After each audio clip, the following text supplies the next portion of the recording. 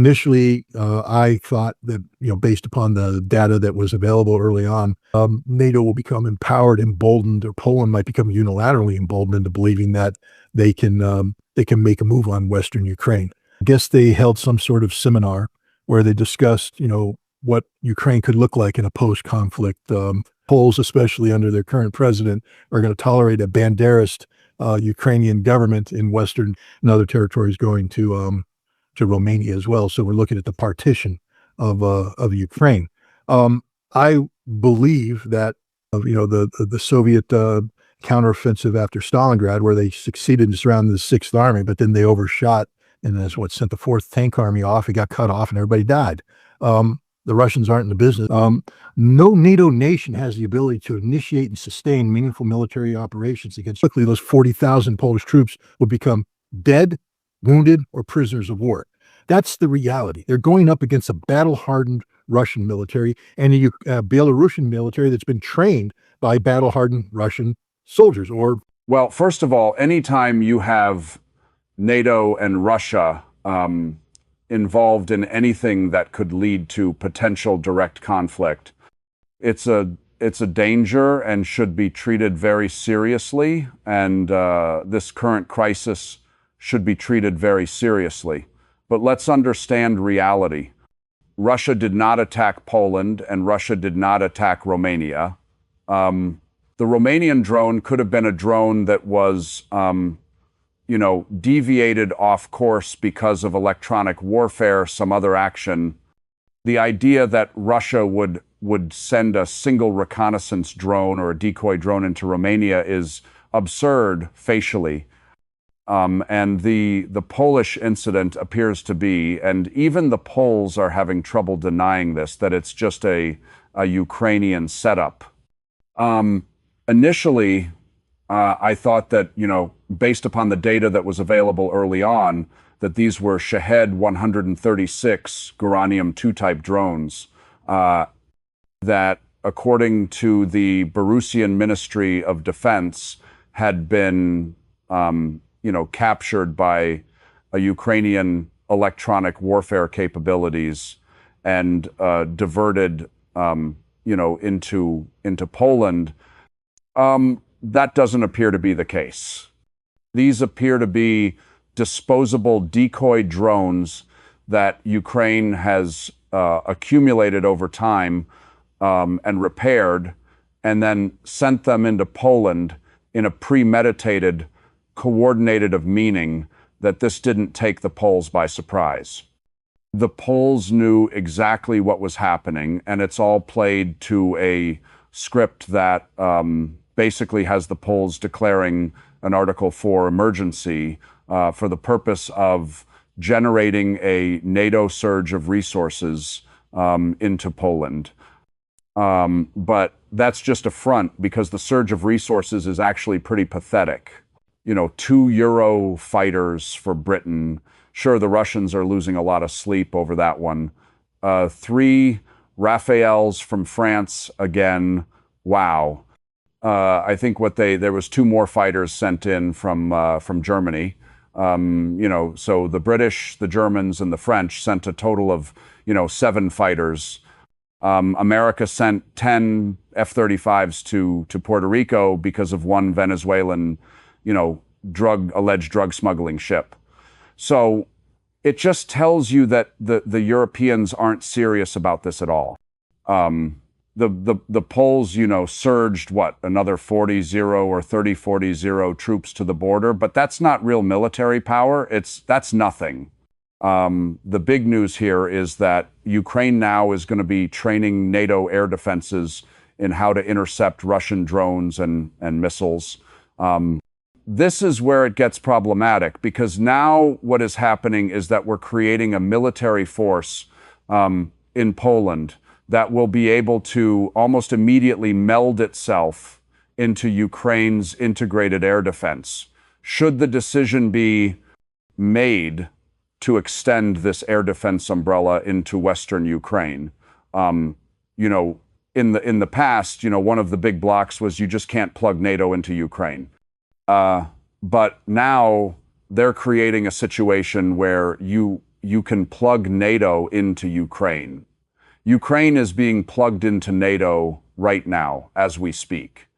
This is the danger that NATO will become empowered, emboldened, or Poland might become unilaterally emboldened into believing that they can make a move on Western Ukraine. And that's where we get into the potential force-on-force conflict. And it spins out of control. But this was a 100% setup. The United States knows this. I mean, this is why Donald Trump's not losing any sleep over what's happening here. If for a moment we thought that this was a serious Russian incursion, you'd see American resources being surged in, but we're not playing that game. So this is a political game that everybody knows is a political game. The problem is the consequences of this political game are creating a military capability that can plug straight into a NATO military capability. Once it's finished being trained up, we'll be able to plug straight into Ukraine's integrated air defense in a seamless fashion. So the problem is they're setting up preparation then for possibly entering the war. Now, often it's dismissed because the Europeans do not have that much capabilities. They can't really act without the United States. And so far, the US looks, well, it seems disinterested. However, there's always the concern that desperation will increase as Ukraine. Now, I think everyone who's seriously watching this are admitting that Ukraine is collapsing.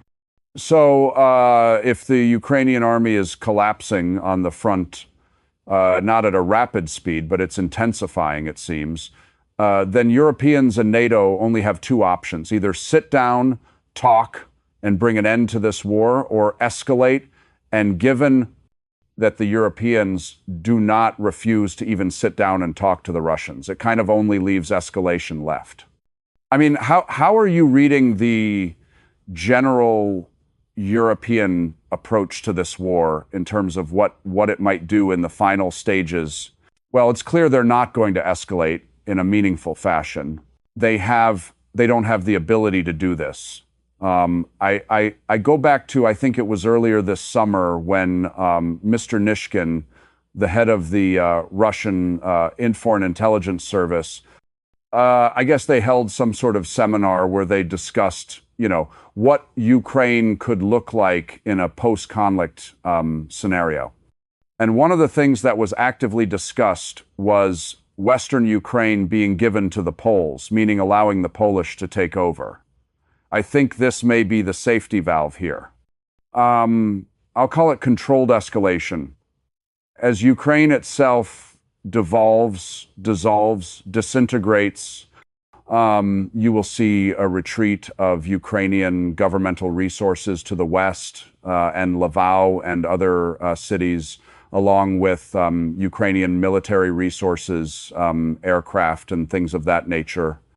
At some point in time, I believe that part of the demilitarization plan of Russia is to allow Poland to extend, and this will be a humanitarian crisis as well, with millions of Ukrainians fleeing to the West, to create the conditions in which Poland can occupy Western Ukraine.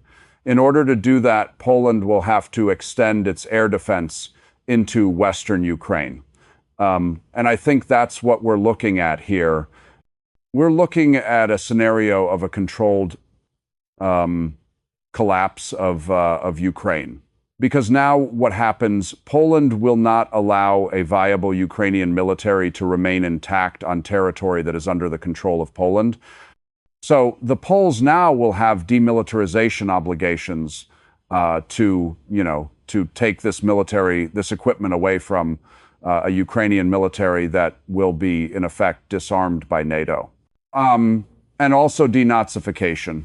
If you think the Poles, especially under their current president, are going to tolerate a banderist Ukrainian government in Western Ukraine controlled by Poland, think again. And I think this is, a politically elegant solution that Nishkin apparently was considering. Whether or not Vladimir Putin concurs, or whether or not the situation will, evolve to where this becomes a possibility, it's unknown. But I don't see any scenario under which Europe does an aggressive, meaningful intervention designed to, have immediate engagement with Russian forces. What I see is Poland beginning the process of being prepared for a controlled absorption of Western Ukraine into the Polish sphere of influence.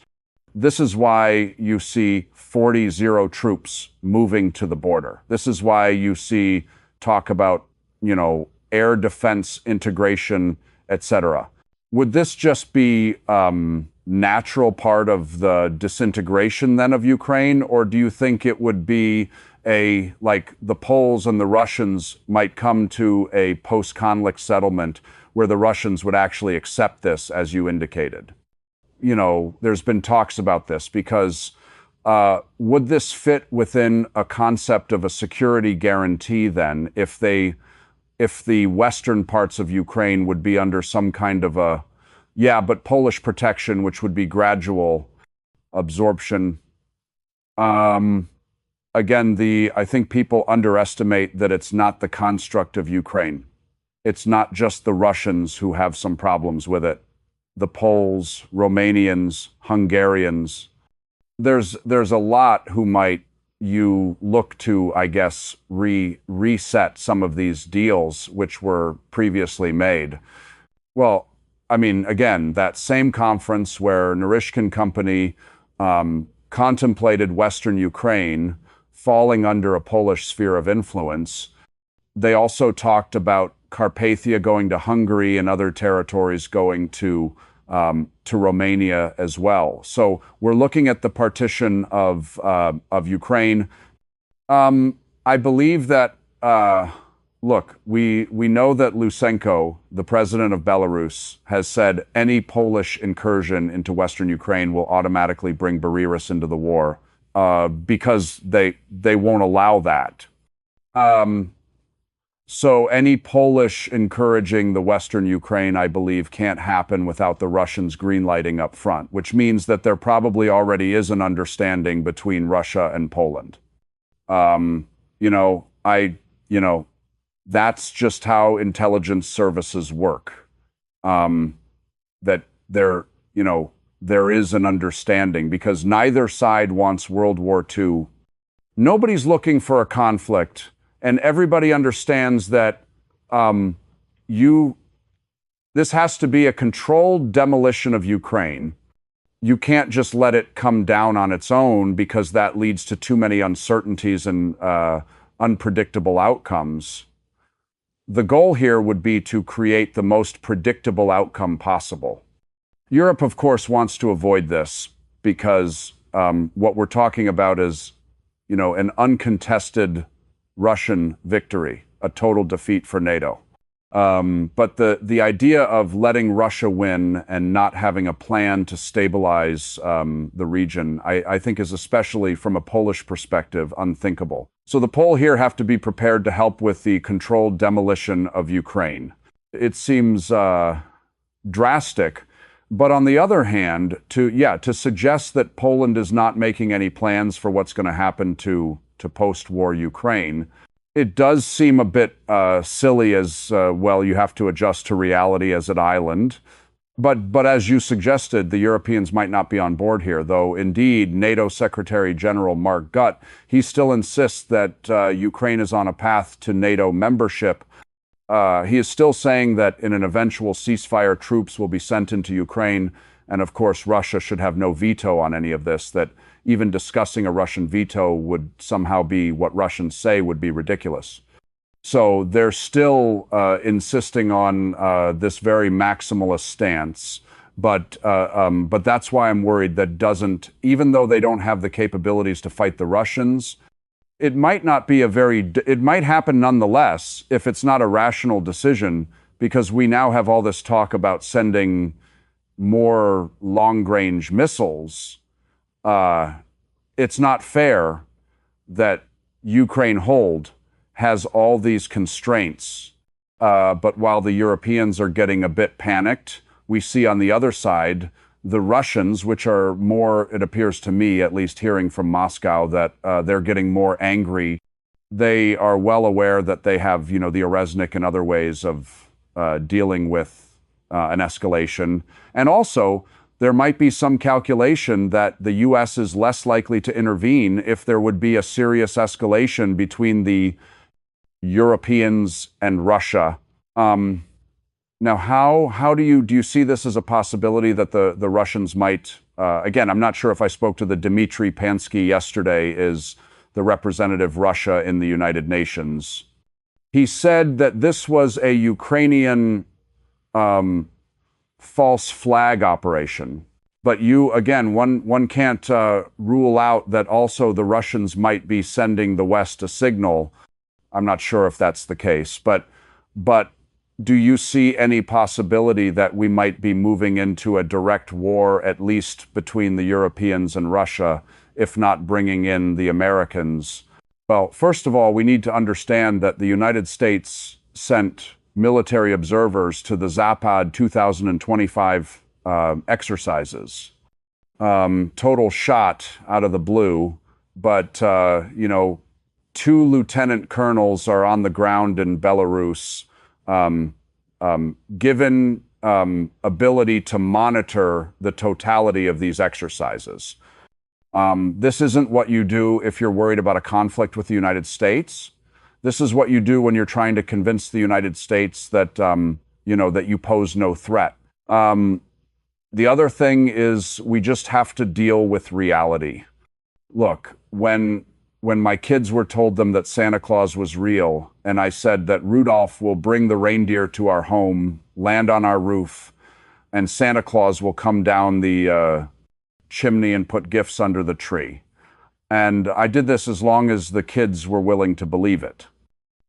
This is Mark Rutte today, because any notion that NATO is going to intervene is like selling the story of Santa Claus. It's not real. It's not going to happen. There is no intervention that NATO can do. None. Zero. But the Germans are going to provide tourist missiles. That's a death sentence for Germany, and they know it. But they're not going to do that. This is just all posturing. This is just ridiculous stupidity. No, NATO nation has the ability to initiate and sustain meaningful military operations against Russia. None. Even the Poles with 40-0, they wouldn't get 20 kilometers inside Western Ukraine before they logistically came to a halt. Poland is incapable of logistically supporting that kind of advance in peacetime.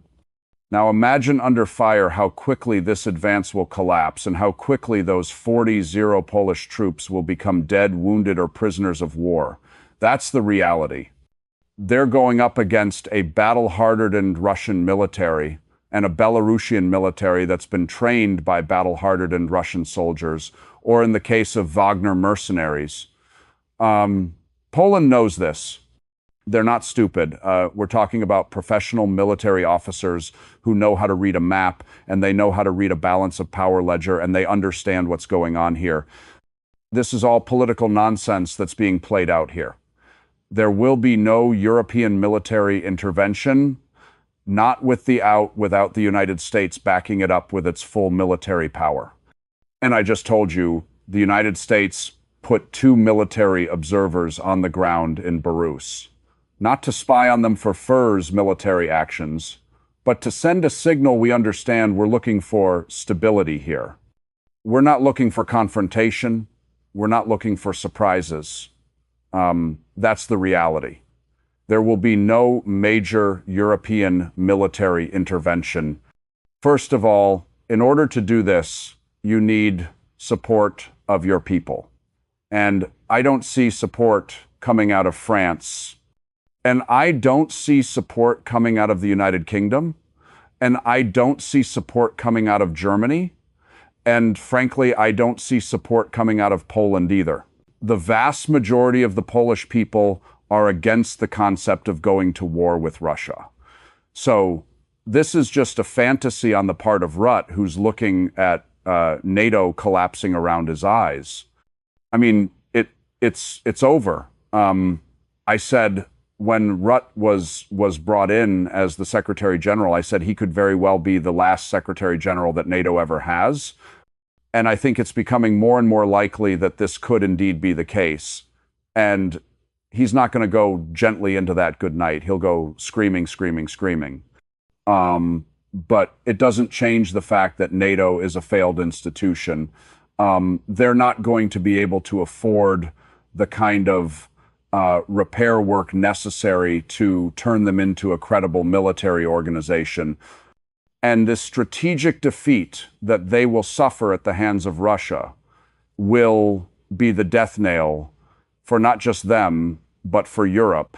I guess my concern is that it wouldn't be either no intervention or intervention, but this incrementalism, which we've seen over the past 3.5 years, because there's always room for miscalculation, as the New York Times well revealed. I think everyone knew that it has mainly been U.S. generals running the war out of Germany, providing logistics, intelligence, the targeting, even with some of these long-range missiles being operated by Westerners. So I guess my concern is that Rutt himself believes in Santa Claus, that the Russians won't do anything in return because we have all this gradual incrementalism and the Russians never do anything. So they destroyed everything NATO sent their direction. Russia this is a war of attrition. I mean, that's the mistake that Keith Kellogg and others make, because you're not getting the big red arrows on the map. Obviously, Russia is not replicating the capture of Berlin, but that's not what this war is about. This war is about achieving the military collapse of Ukraine and NATO, which is happening as we speak, because 1.7 million Ukrainian soldiers are, no longer able to fight. There's, more than 2 million wounded out there. All the equipment that NATO provides ends up in the scrap heaps, or it's, rotated back into Europe to be repaired only to come back and die again. Russia's done. Russia's destroyed everything. And this is the 6th Ukrainian army Russia's destroying right now, the 6th time that NATO's rebuilt it. I'd say that it's quite obvious that Russia is defeating NATO across the board, hands down, no questions asked. Well, no. I hope you're right.